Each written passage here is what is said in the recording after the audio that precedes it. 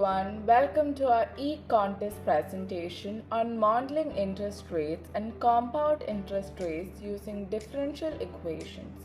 We are Anna, Iva and Arundhati, and together we will take you through how mathematics explains the growth of money over time.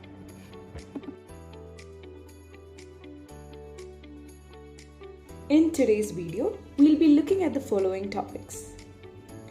Why is modeling interest important?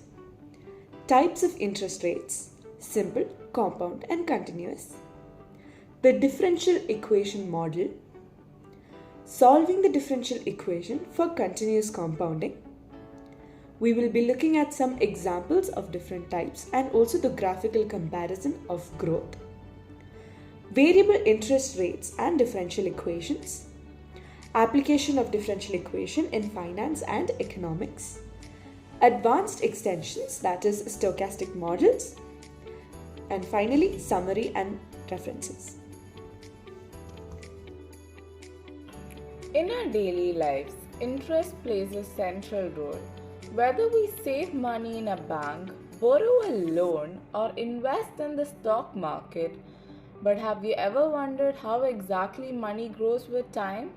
Mathematics, and in particular differential equations, provide a symmetric way to model this process.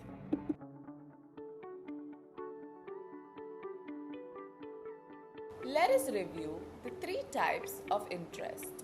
Simple interest grows linearly with time and follows the formula A is equal to P 1 plus RT.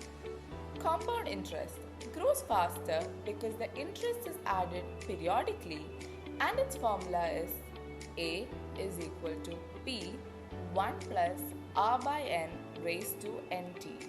Finally, continuous compounding assumes the growth at every instant.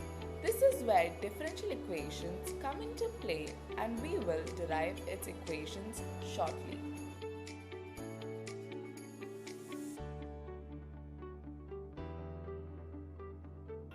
To model continuous compounding, we assume that the rate of change of the amount of money denoted by is proportional to the current amount itself.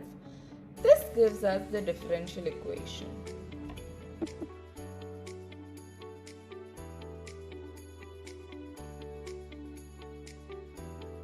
Now let's solve the differential equation that models continuous compounding. Let us start with the equation dA by dt equal to R into A. Step 1.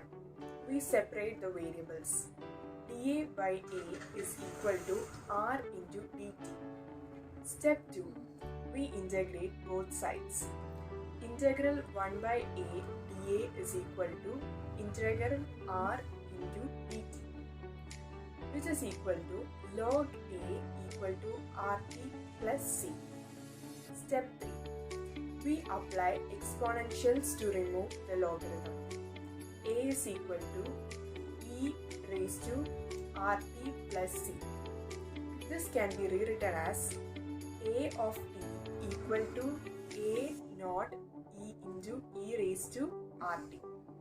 This is the famous continuous compounding formula.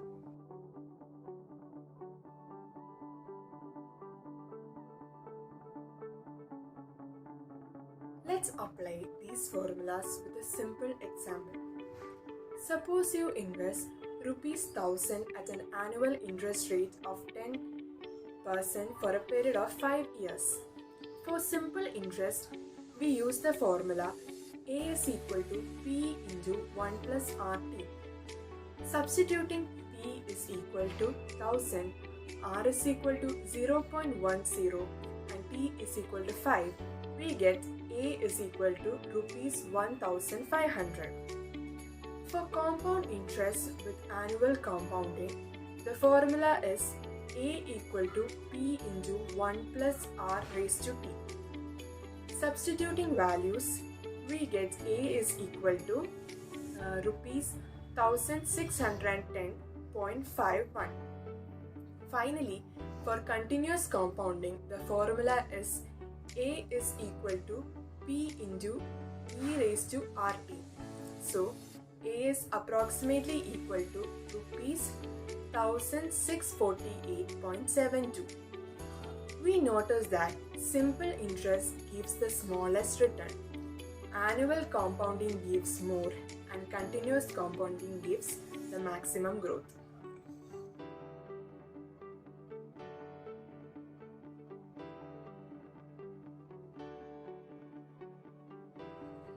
Here is the graph comparing the three cases. The simple interest curve is a straight line showing constant growth. The compound interest curve bends upward, reflecting faster growth. And finally, the continuous compounding curve is the steepest, showing the fastest growth.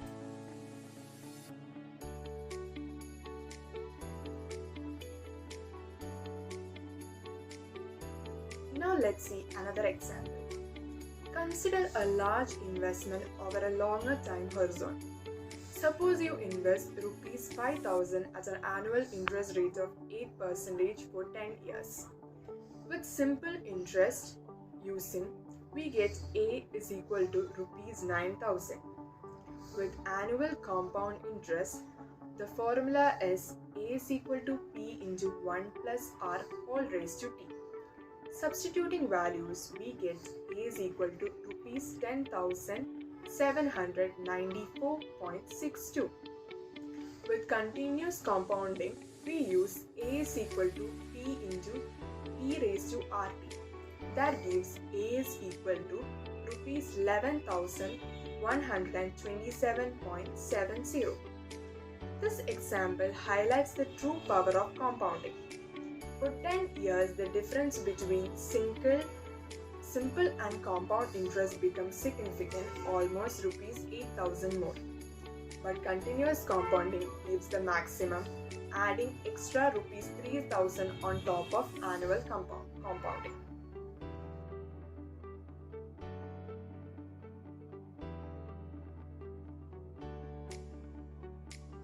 In reality, interest rates are not always constant. It may rise or fall with time. So our equation becomes dA by dt is equal to R of t into A.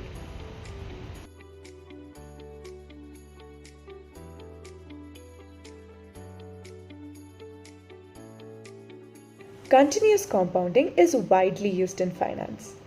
Banks use it for certain deposits. It is applied in calculating the present value of annuities and bonds. Most importantly, it forms the foundation of the Black-Scholes model, which is used to price the options in the stock market.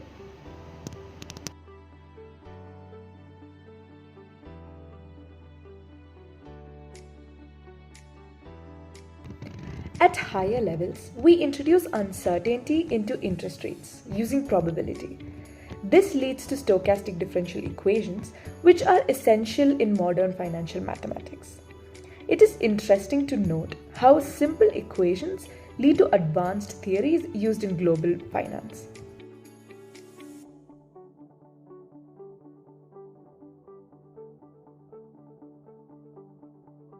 Let us summarize what we have learned today. Interest modeling can be understood using differential equation. Continuous compounding comes from solving differential equations. The solution shows exponential growth. Continuous compounding always outperforms standard and simple compounding. Finally, this concept connects mathematics to the real-world finance and economics. Thank you for watching. Hope you enjoyed.